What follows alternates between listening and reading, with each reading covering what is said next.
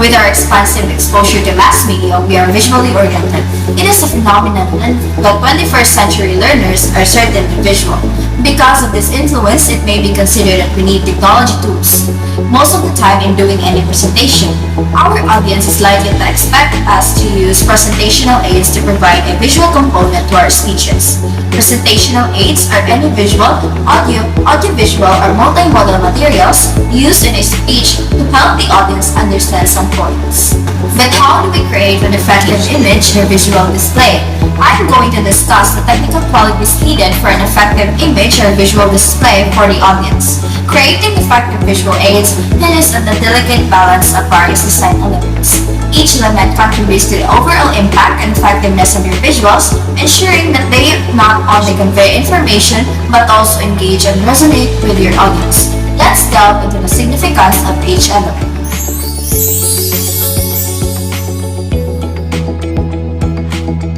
Visual component. This is the foundation of your visual aid. It's the image, graphic, chart, or any other visual element you choose to represent your message. A strong visual component is clear, relevant, and visually appealing, captivating the audience's attention and enhancing their understanding. Second, principles. These are the guiding rules of design, such as simplicity, contrast, proximity, alignment, repetition, and white space. Define each.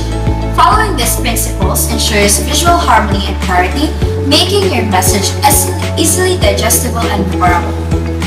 Third is balance and harmony. So, this refers to the distribution of visual weight and elements within your design. A balanced visual aid feels stable and pleasing to the eye, while a harmonious design creates a sense of unity and cohesiveness. Fourth is pattern. Repeating elements such as shapes, colors, or textures define each. It can create visual interest and rhythm. Patterns help to unify elements and create a sense of order within your design. Next is proportion. Proportion refers to the relative size and scale of elements within your visual. Proportional elements create visual balance and hierarchy, guiding the viewer's eye and emphasizing key information. Next is emphasis. Drawing attention to specific elements within your design is crucial for highlighting key messages. Emphasis can be achieved through contrast, size, color, or placement. Next is contrast. Using contrasting elements such as colors, shapes, or sizes creates visual interest and help to guide the viewer's eye. Contrast also helps to emphasize key information and make your visual more engaging. Next is movement. Creating a sense of movement within your visual can make it more dynamic and engaging. This can be achieved through diagonal lines, directional arrows, or the use of animation. Next is rhythm. Similar to pattern, rhythm creates a sense of visual flow and movement. This can be achieved through repeating elements such as shapes, colors, or textures, or through variations in size or placement. And lastly is unity. All elements of your visual aid should work together cohesively to create a unified message. This means that each element should contribute to the overall goal and theme of your visual. By understanding and implementing these design elements, you can elevate your visual aids from mere illustrations to powerful tools that communicate effectively, engage your audience, and leave a lasting impression.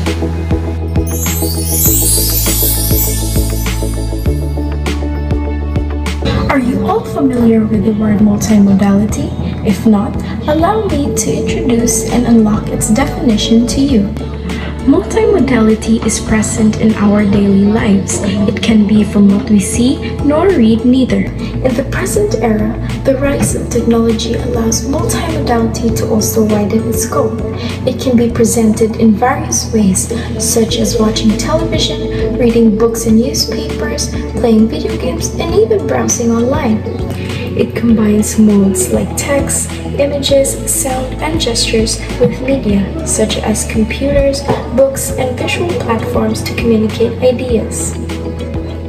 Incorporating diverse tools like blogs, advertisements, films, and games in the classroom creates engaging, dynamic, and experiential learning environments. By understanding and using these modes together, we are able to gain more knowledge. It enhances our reading and writing skills and creates meaningful classroom experiences.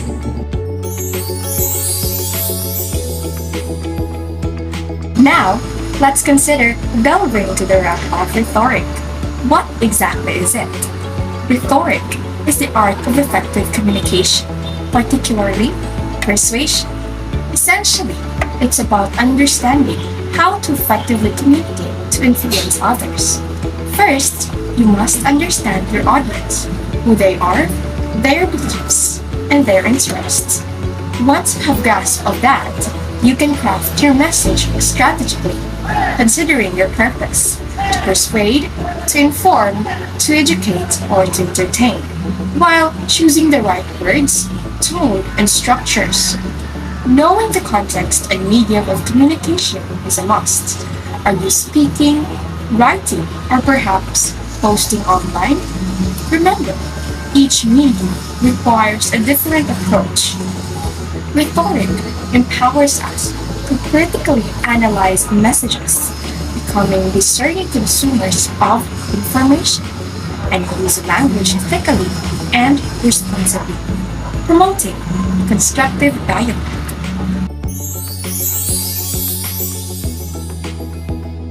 Achieving academic literacies in today's world means mastering how we use technology and visuals to efficiently communicate ideas. But how can we ensure our message is clear and engaging? First, we need to ask, are our visuals relevant, easy to understand, and connected to our main point? Tools like videos, images, and audio can simplify complex ideas and help capture the audience's attention. When used thoughtfully, these elements improve not just our presentations but also our academic skills, allowing us to communicate clearly, think critically, and deliver impactful messages. Research. It's not just about collecting data or writing papers. It's about turning what you read into something meaningful. Enhancing academic reading into writing involves the ability to critically engage with text and transform insight into structured compositions. This process requires comprehending, evaluating, and synthesizing ideas from various sources to construct original arguments or analysis. Moreover, students must identify relevant information, integrate it with perspective, and attribute sources to maintain academic integrity. Effective strategies include summarizing, paraphrasing, and citing material while blending the writer's voice to participate in a broader academic discourse.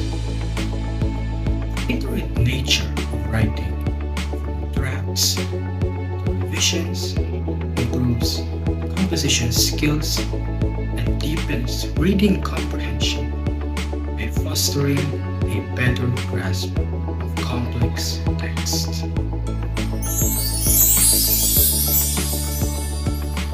Now, do you know how to achieve a defined direction and that defines the scope of your project? A pivotal role to consider primarily is by selecting the right topic in order to have a successful research project. This is indeed crucial and makes every individual's process regarding visual communication multimedia much easier. In selecting a research topic, some key points that are needed to be done is by narrowing down to specific areas, then i.e. makes you interested, and lastly, ensuring the in-depth analysis materials that will be used should be met with the best of the ability. To accomplish this, enough determination, patience, and perseverance are observed. internet is an unregulated information source, making it crucial for users to critically evaluate its content. Unlike newspapers or television, anyone can publish online, and authorship is often unclear or unreliable. Users should assess the author's qualifications, purpose, objectivity, accuracy, credibility, and the information's timeliness.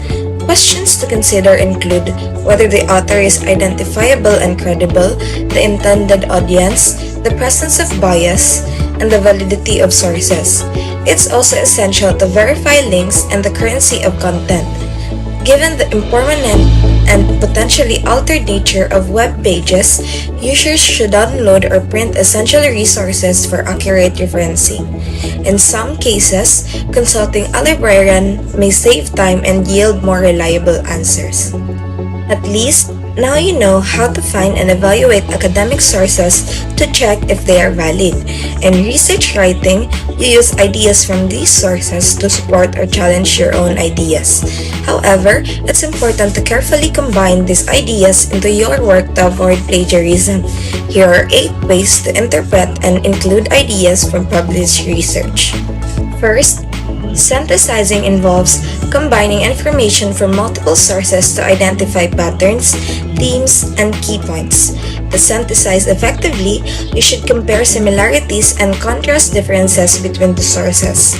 Noting them in annotations or separate notes, it's important to consider the perspective of each source before developing your own viewpoint in your writing. The way you sequence your summaries also matters, as it helps readers understand the relationships between the text and your chosen topic. Additionally, you must carefully manage parenthetical citations to ensure accurate referencing of the sources used. Second, quoting involves directly using an author's exact words in your work to emphasize a key point. To integrate a quotation, you typically include the signal, or the author's name or reference, and an assertion that explains how the quotation relates to your text. Third, paraphrasing involves rephrasing an author's idea using your own words and sentence structure, typically when the exact wording is less important than the content itself. Number 4, summarizing. This deals with grasping the main ideas of a source and presenting it concisely in your own words. Number 5, procedures and tools for gathering data are essential for answering research questions. The type of data needed depends on the research focus and include verbal descriptions, scores, measurements, opinions, and statements. Data sources vary, including participants, settings, objects, records, and documents, and the value of each source depends on the research type. Common procedures for collecting data include notation, description, analysis, questioning, testing, and measurement. These methods help researchers obtain relevant and accurate information for their studies. Number 6. After collecting data, researchers analyze it to answer research questions or test hypotheses using 2 main types of analysis: qualitative and quantitative. Qualitative analysis involves expressing data verbally, identifying themes, clustering related topics, and forming patterns, which are then used to answer the research questions. In contrast, quantitative analysis involves expressing data numerically and analyzing it statistically, employing measures like central tendency, variability, and correlation, as well as making inferences through confidence limits and significance levels. The result of this analysis is the research findings, which are the factual conclusions drawn from the data. Number 7. Writing a research proposal is an argument in which you present a problem and you persuade the audience to accept your proposed solution. To create a strong proposal, it should include the following elements: a clearly defined problem, a recommended solution, a compelling argument supporting the solution, answers to potential questions, a call to action, and an appropriate tone. These features helps ensure the proposal is both persuasive and well-structured. And last but not the least, number 8. Defending your research proposal effectively requires thorough preparation and clear communication. after submitting your proposal, you will need to present it orally to a research committee and respond to their questions. To succeed, it's important to study your proposal carefully as questions will be based on your preparation. Being mentally and physically well rested will help you present confidently and answer questions effectively. Instead of memorizing every study, focus on key studies and support your research. You should be familiar with key terms such as theoretical frameworks and variables, and ensure that your presentation is clear, well structured, and concise. Use visual aids like PowerPoint slides or handouts that covers essential topics such as methodology, ethics, and references, and explain your research in a way that's understandable to both specialists and non-specialists. During the defense, manage your time wisely, allocating more time to significant sections, and take a moment to think before responding to questions. Keep your answers focused and concise to avoid appearing superficial. If faced with criticism, accept it graciously and with gratitude, and be open to feedback. After the defense, meet with your advisor for debriefing to discuss revisions and next steps, including data gathering. Following these steps will help ensure that you present and defend your proposal with confidence and professionalism. To compile data and evidence for a research paper, we must meticulously document and cite all consulted sources. This ensures we maintain a record of crucial information for our working bibliography, which will be alphabetized and included at the end of the paper. This process can be managed digitally on a laptop or using traditional half-index cards.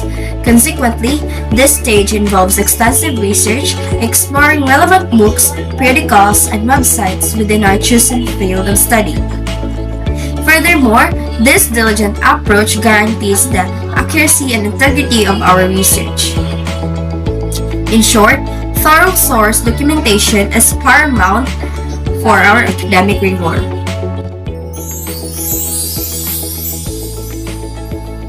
In doing research, it is a must to recognize where and who the information came from. Through citing sources, it allows us to acknowledge other people's works and ideas.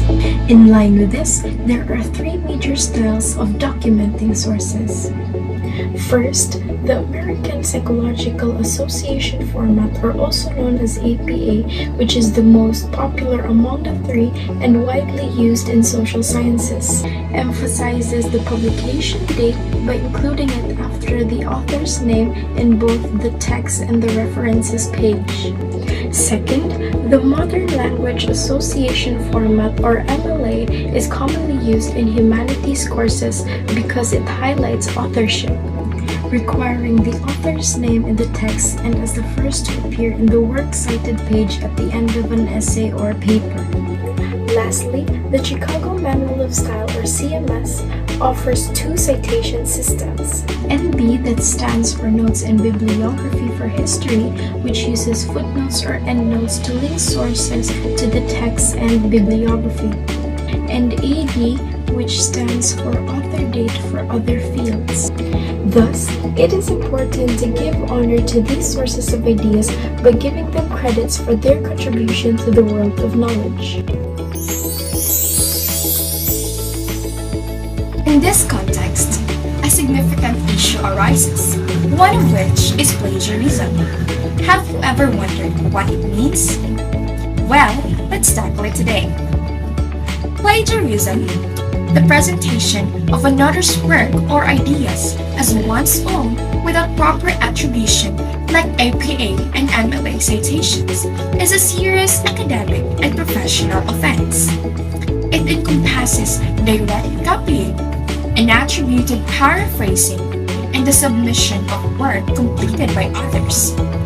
Understanding and avoiding plagiarism requires familiarity with various citation styles and the differences between quoting, paraphrasing, and summarizing. Proper attribution is paramount in maintaining academic integrity, as it safeguards credibility and fosters a culture of honesty while acknowledging the contribution of others.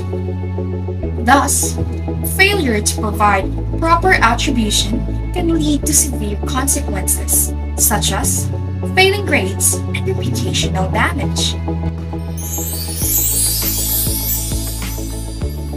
Plagiarism is a serious academic offense, but many don't realize that it comes in different forms.